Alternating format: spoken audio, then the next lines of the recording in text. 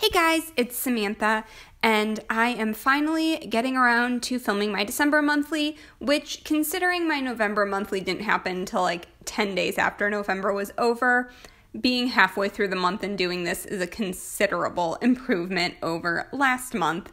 So, I am very excited to be here. This gorgeous monthly kit is from Scribble Prints Co., and I'm super excited because I have a massive stack of washi that I used to do the most gorgeous washi banner that I think I've ever done. You can kind of see like my stacks of washi tape piled up in the corner there. It was pretty great. So while I'm laying this down, I'm going to go ahead and talk about the books I read in November. So kind of picking up where I left off in October, I reread Harry Potter 5, 6, and 7 all on audiobook, and I, of course, obviously really enjoyed it because I love Harry Potter, but I think something that always strikes me a little funny is 7 still, it always feels like fan fiction to me. And I think part of it is because I was so involved in the fan fiction community that we spent all this time like hypothesizing and theory crafting, and like we were so involved that like by the time the 7th book came out, like I would listen to podcasts that like analyzed every little clue and thing and like unanswered questions and all this stuff. So like by the time I got to actually reading the 7th book, it felt like fan fiction based on like all these theories that I'd obsessively spent hours listening to and talking about and blah, blah, blah. And like, it was actually better reading it this time because I'm more removed from that. Like, I think the 7th book I'd only read maybe 3 or 4 times. So like, it's by far the Harry Potter, considering like most of the other ones I've read 50 plus times. It's the book that I'm the least familiar with, like, reading it. I was like, I completely forgot that, like, half this stuff happened. And I don't know, it was just, like, the 7th book feels very different. And I still think the saddest part of the 7th book is that they just, like, never come home. Like, a creature makes them dinner, and they, like, never come home to eat dinner. And I was like, this is the saddest part of the whole book. Who cares about Dobby? They didn't eat creature's dinner. Which, like, is funny that that's the thing that, like, breaks my heart so much as an adult. But, like, I'm the person that does the cooking in my household. And I'm just, like, and seeing creature's transformation. And, like, he just cares about them so much. And they never come back for dinner. And I'm like, it just breaks my heart. But yeah, I guess like Dumbledore being super shitty is like the thing that stands out to me the most, like in the 6th book and like different things. And I don't know, I still like appreciate the books so much. And like, it's just funny how you see things differently as an adult compared to like when you're reading them as a kid or a teenager. There's just certain things that I like felt very differently about that I don't know. So then after Harry Potter, because this is like getting close to the end of the year and I have to get my 200 book challenge done on Goodreads, so I did want to throw in a few like books in verse and graphic novels and stuff just to sort of give myself a boost to get through the end of the year. I finally read Long Way Down by Jason Reynolds, and I've read like some of his track books. Like I haven't read all of them. I know I've read Ghost and I've read Sunny. I actually don't think I've read Lou or Patina.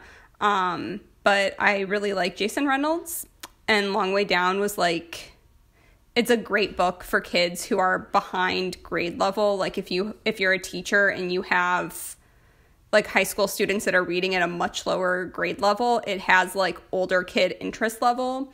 But it's very, very easy to read. It probably only took me like 40 minutes to read the whole thing. And it's like intense, and it's like a good book for discussion because it doesn't spell out the message. Like it's a great example of a book that like obviously has a message, but it doesn't hit you over the head with the message. Like you get to the end and you're like, wait, what? And you have to like think about it. And I think that it's like a really good book for discussion. And it's basically about how like gun violence, like retaliation breeds more violence, like violence breeds violence, and like all these people that killed other people, like or are like the victims of gun violence are like basically like if this kid walks out of the elevator with these ghosts, like he will become a ghost too because he's going to end up getting like retaliated against. Like the cycle won't end unless he decides to break it. And it's like really, really meaningful and something. It's a really good book. I really enjoyed it. And then the next book I read was Exit Pursued by a Bear by E.K. Johnson. And this one is like a little bit older. I actually put it on my Goodreads list like years ago. And I've sort of been doing this thing, like I went through my Goodreads list and got rid of like books, like my to-read list, books that I'm just never going to read. And then I left some of them on there. And I don't think I'd ever read anything by E.K. Johnson. Like, there's other books that I've wanted to read by her.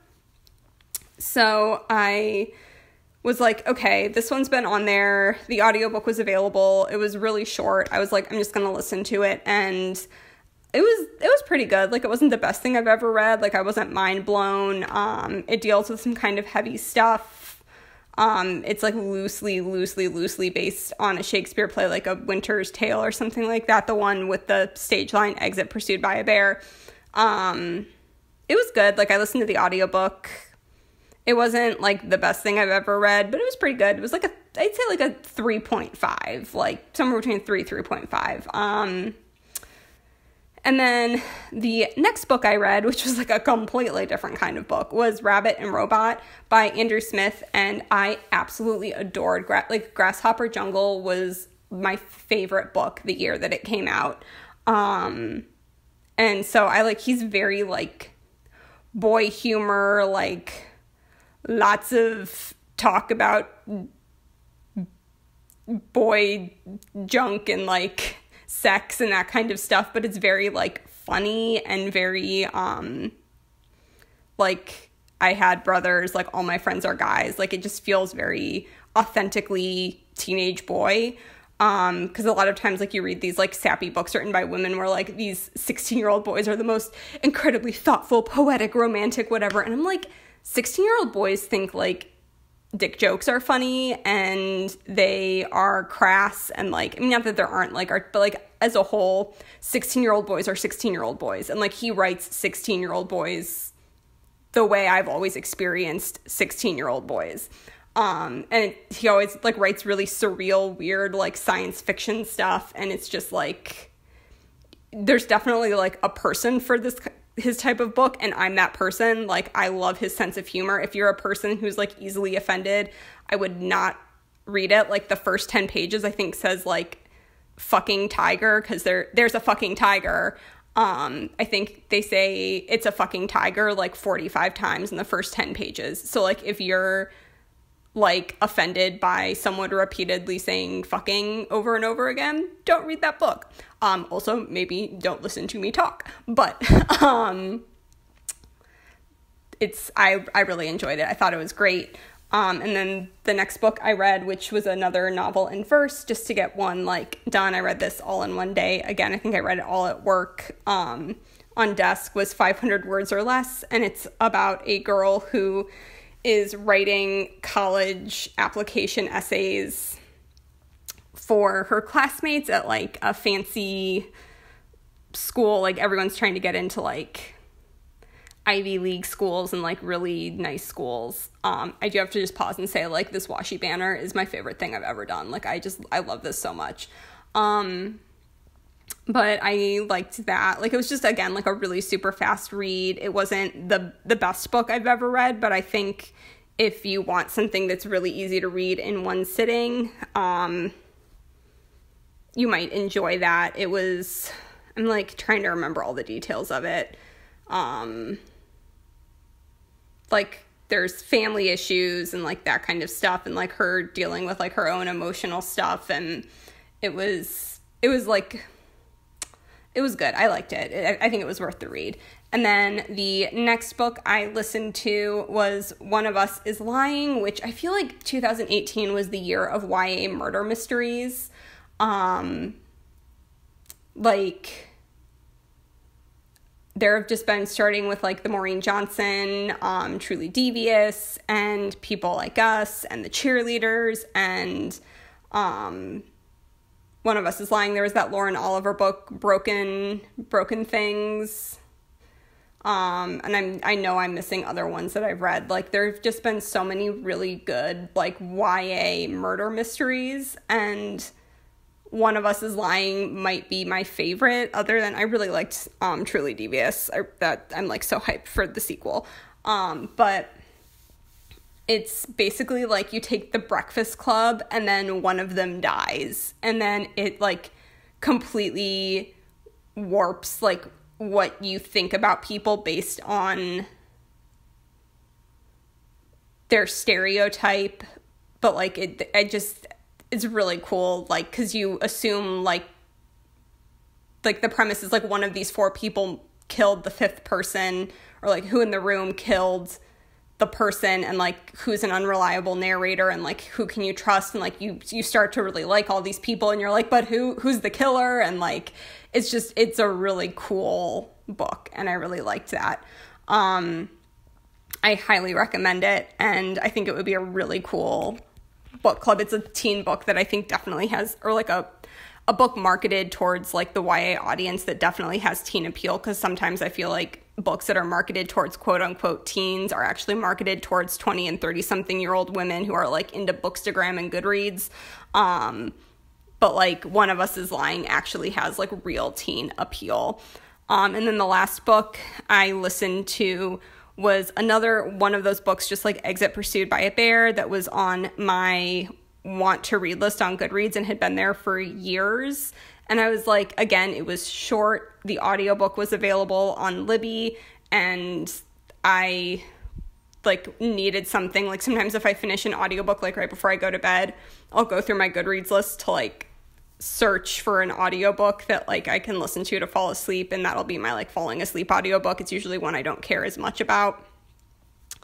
And so the one I read was called The Forbidden Wish, which is, like, an Aladdin retelling, but from, like, the genie's point of view, and, like, the genie's a girl. And it was okay. Like, I read that other, it was, like, The Wrath and the Dawn, and that was awful. That was, like, a hot, steaming dumpster pile of outfit porn. Like, literally half the book is just describing the main character's outfit. So I was, like, really hesitant to read another Aladdin retelling. Maybe, like, 5 years ago, there was, like, a big retelling phase, like, after, like, all the Cinderella and Snow White and all those retellings, sort of, like, with Cinder and all that stuff. Like, those were really big for a while. And then they, like, switched to the more, there were, like, Peter Pan and Aladdin and, like, all these different retellings of, like, more non-traditional stories. And there were, like, 5 Aladdin retellings that all came out in one year. And this one was actually pretty good. Like, it was a little, like, melodramatic, but it wasn't, like, inappropriate. Like, I don't know, sometimes I feel like it wasn't, like, melodramatic where there was no plot or something, and it was just, like, characters, like, talking and, like, nothing ever happening, and then, like, a character shows up out of nowhere that you've never heard of and, like, drops something to, like, progress the plot. Like, it had a plot. It was a standalone book. It's not a series. Like, it was just, like, a fluffy read. It was, like, a 3 for me, like, an average book. But it definitely had parts I really enjoyed. There were certain elements I really liked. I liked the character development, but, like, not the most amazing thing I've ever read. But don't you worry.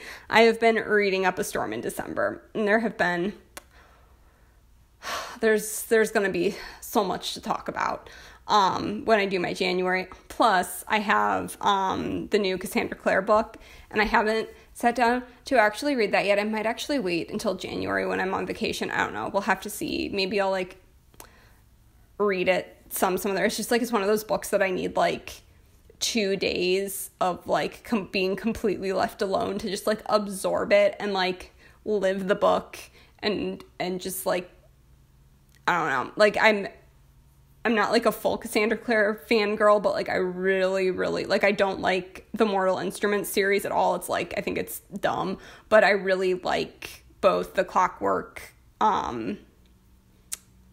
Infernal devices or whatever the thing is, like the Clockwork Angel, Prince, Princess are like, I love that series, and I absolutely love, I can never remember what the series are actually called, so like I'm a bad fan, but like the Lady Midnight, that whole series, so like that's the third book in that series just came out, and I'm like, I can't remember words of anything that I'm talking about. Dark Artifices, that's the name of the trilogy, and they're just so good. Like they're so much fun, and I really enjoy them, and I love the characters, and I love the relationships, and like, yeah, it's cheesy, but like I really, really like them. And I think her writing's gotten considerably better from The Mortal, like considerably blah blah blah, considerably better. If I can say that twice in a row without blah blah blah blah blahing. I'm a big fan.